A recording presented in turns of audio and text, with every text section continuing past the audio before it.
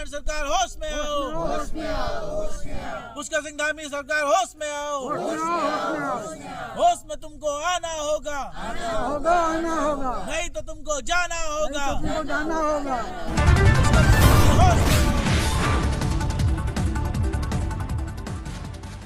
प्रहलाद पलासिया शक्तिकांड, संघर्ष की आग में झुलसते परिवार की अनदेखी करती भाजपा सरकार।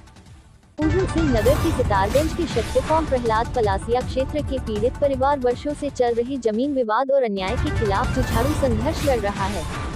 ये परिवार मजबूती से अपने हकों के लिए लड़ रहे हैं। वे जिस जमीन पर जी रहे हैं, वही उनका जीवन, विश्वास और सम्मान है। इस ज्वलंत संघर्ष में शक्ति फार्म के परिवारों की महिलाओं ने भी हिमायती आवाज उठाई है।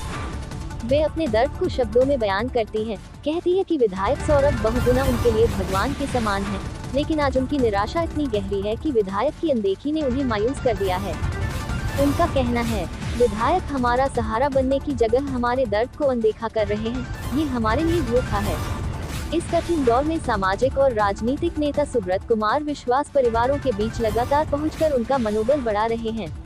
वे कहते हैं कि अखिल भारतीय बंगाली एकता मंच इन पीड़ित परिवारों के संघर्ष के साथ मजबूती से खड़ा है और किसी भी कीमत पर न्याय पाने तक नहीं रुकेगा।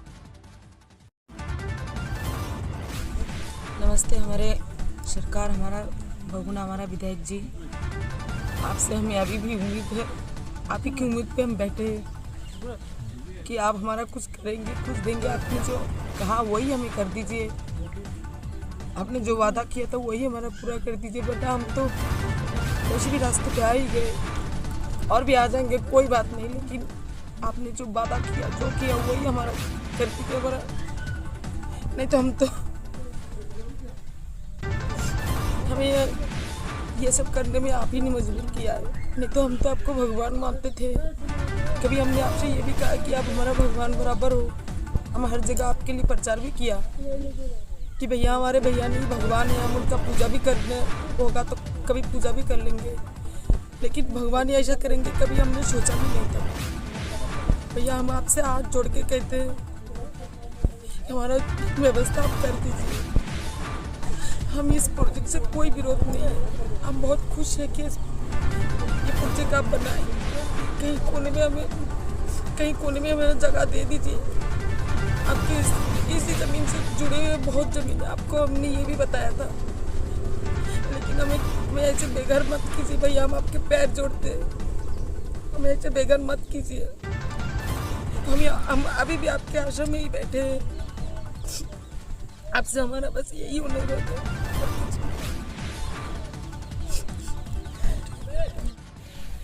नमस्कार, आज पुनः पीड़ित परिवारों के पास पहुंचा गया है और इन परिवारों से बातचीत की गई। सरकार से हम उम्मीद करते हैं कि कुछ ठोस कदम ले और इन पीड़ित परिवारों को मुआवजा दे। इन गरीब परिवार जो हैं, इन परिवारों की तरफ ध्यान दें। इनके जो परिवार है, बच्चे हैं, जो इनके छोटे छोटे बच्चे जो स्कूल जाते हैं, इनके किसान खेती-बाड़ी इन्हीं चीज़ों से है। अगर लगातार हम देख रहे हैं, पिछली बार भी हमने बहुगुणा जी से अनुरोध किया था, आप बड़ी बड़ी रैलियाँ निकाल लें, नशे के खिलाफ आप मोर्चा खोल लें, आप बड़ी बड़ी भाषणें दे रहे हैं, मगर वो जो बच्ची हैं, इनके परिवार है, इनके परिवार के बच्चों का क्या होगा?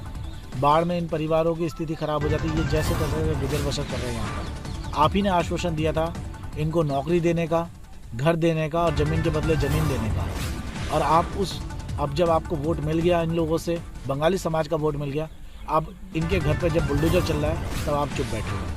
और कहीं ना कहीं आपके सह पे भी ये चीज़ें हो रही है। मैं उम्मीद करूँगा कि बहुगुणा जी से, हमारे बड़े भाई सौरभ भाई से, कि आपको सद्बुद्धि दे ईश्वर और इन परिवारों को उजाड़ना मत करें, क्योंकि बंगाली समाज आपको बड़े चाहता है और बंगाली समाज आपको वोट करता है। और आप इस तरह से बंगाली समाज के लोगों का घर उजाड़ने का कार्य करेंगे आश्वासन देने के बाद और झूठा आश्वासन देने के बाद, तो बिल्कुल ये बर्दाश्त नहीं किया जाएगा। अगर इन परिवारों को अगर उजाड़ा गया तो यहाँ शक्ति फार्म के अंदर सड़कों में उतर कर आंदोलन होगा। और मैं बहुगुणा जी से आपसे कहना भी चाहता हूँ कि अभी तुली अंगड़ाई है, आगे और लड़ाई है। अगर आवश्यकता पड़ेगी तो आपके घर के बाहर मैं सुब्रत कुमार विश्वास इन गांव वालों के सामने शपथ लेके कहता हूँ, अगर आवश्यकता पड़ेगी तो आपके घर के बाहर टेंट गाड़ के बैठूंगा। बस ये लोग एक बार हाँ कह दें, ये तैयार हो। बस ये लोग आपसे अभी भी आस लगा के बैठे हुए हैं कि आप उनकी बात सुनेंगे, और आप सुनने के लिए तैयार नहीं हैं। और नहीं होंगे तो मजबूरन जिस दिन जरूरत पड़ेगी आपके घर के सामने टेंट करेगा और उसके जिम्मेदार आप होगे सौरभ भैया। मैं सीधे तरीके से बोल रहा हूँ कि आपकी इज्जत है समाज के लोगों के बीच में, मगर ये नहीं करें। और कुछ हमारे लोग हैं जो चाह रहे हैं कि हमारे अपने लोगों को उजाड़ के खुशी मिल रही है, तो वो ना सोचे आज इस क्षेत्र के एक आज ये अगर 15 परिवार आज ये उजड़ेंगे तो कल आपका परिवार भी है, आपके परिवार तक भी बात पहुंचेगा और क्लियर कल के दिन आपका घर भी उजड़ेगा। आप सोचे कि आज इनका घर उजड़ रहा है तो चुप बैठो, कल आपकी बारी है। इसलिए सब एक हो जाओ और सड़कों पर उतरने के लिए तैयार हो जाओ। जय हिंद, जय भारत।